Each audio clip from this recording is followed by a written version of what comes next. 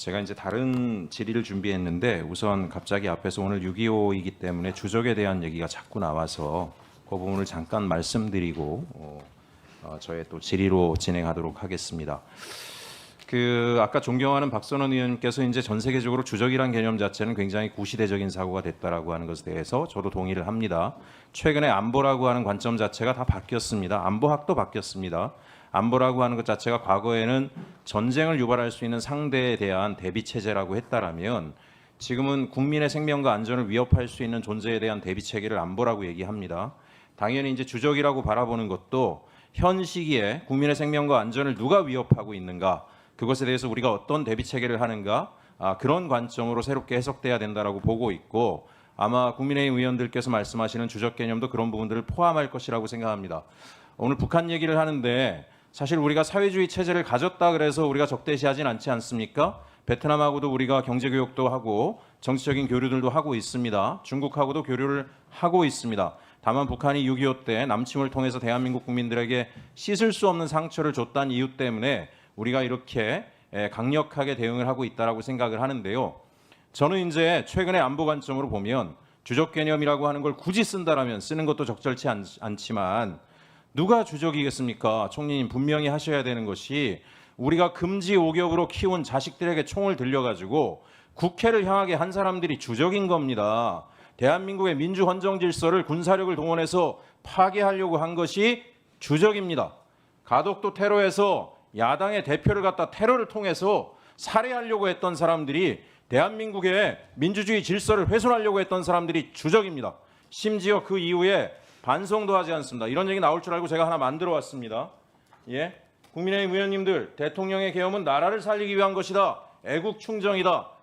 나라가 망할까 봐 국민에게 호소하기 위한 계엄을 했다. 윤석열 체포영장 집행은 불법이다. 북한의 도발을 유인하기 위해서 무인기까지 보낸 사람들이 어떻게 이런 이야기를 계속할 수 있습니까? 그래서 총리가 되시면 대한민국의 안보를 강화하기 위해서라도, 대한민국의 미래 번영을 위해서라도 누가 주적인가? 내란 세력에 대한 척결은 단호하고 철저하게 하시고 그 토대 위에서 대한민국이 신뢰받는 국가로 나갈 수 있을 것이라는 부분들을 분명히 해주시기 바랍니다. 네, 그렇게 AI 대전환 시대라고 하는데 저는 사실 최근에 큰 위기감을 느끼는 게 중국을 보니까 중국의 기술 혁신 속도가 만만치 않습니다. 어마어마합니다. 자율주행 기술도 그렇고 인공지능 분야에서도 거의 미국과 쌍벽을 이룰 정도까지 엄청난 속도로 성장을 해나가고 있습니다. 이러다가 대한민국이 동북아에서 이런 새로운 기술 혁신의 주도권을 뺏기지 않을까 하는 우려까지 들고 있습니다. 근데 중국의 이런 기술 혁신을 누가 주도하는가 봤더니 이쪽 분야의 공학도들이 고위 관료로 대거 진입을 해서 국가가 주도적으로 기술 혁신을 주도하고 있었습니다. 그러니까 굉장히 빠르게 진행이 되고 있는 거고요. 그런 면에서 어찌 보면 지금 대한민국 정부도 이런 AI 기술 디지털 전환을 통해서 전 세계가 경쟁하는 시기에 민간의 경쟁력을 높이려면 국가가 유능해야 되지 않겠습니까? 저는 지금 총리 후보자를 모신 이유가 바로 거기에 있다고 생각합니다. 대한민국 최고의 디지털 AI 전문가를 대한민국 정부에서 모셔서 이분으로 하여금 대한민국 정부 전체가 아주 빠른 속도로 효과적으로 디지털 전환에 성공을 하고 그걸 통해서 대한민국의 민간 기업들이 정부의 뒷받침 속에 국제사회 경쟁력에 밀리지 않는 그런 생태계 속에서 정말 전 세계로 진출하게 하고자 이런 선택을 했다라고 생각을 합니다. 근데 제가 오늘 질문을 드리고 싶은 것은 민간 기업에서 일할 때는 민간 기업의 CEO는 재량권이 굉장히 많습니다. 그러나 정부를 운영할 때는 법이라든가 규정이라든가 이런 여러 가지를 고려하면서 또 국회의 국정감사도 받아가면서 해야 되기 때문에 이런 빠른 속도의 전환이 쉽지 않고 또 공공부문이라고 하는 것 자체가 전환에 대한 저항도 일정하게 심할 수가 있습니다.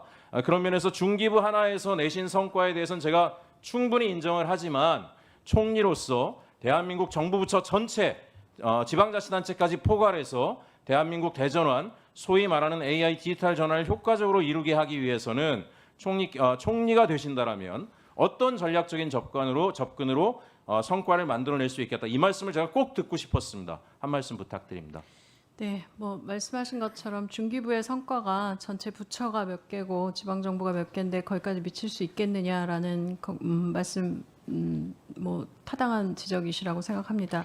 그렇지만 이번에 이제 짧은 기간이지만 2주 동안 업무 보고를 받으면서 들었던 생각은 중기부에서 거뒀던 성공의 사례들을 다른 부처에 빠르게 갈 수 있는 기반은 굉장히 잘 되어 있다고 생각했습니다. 왜냐하면 지금 행안부가 준비하고 있는 굉장히 그 AI 행정 관련된 부분들도 올해 연말이면 전체 부처에 걸쳐서 디지털 관련된 행정 시스템이 들어가게 되고, 그리고 어제 그제 아마 공무원들 관련된 AI 그 해커톤이 있었을 텐데요.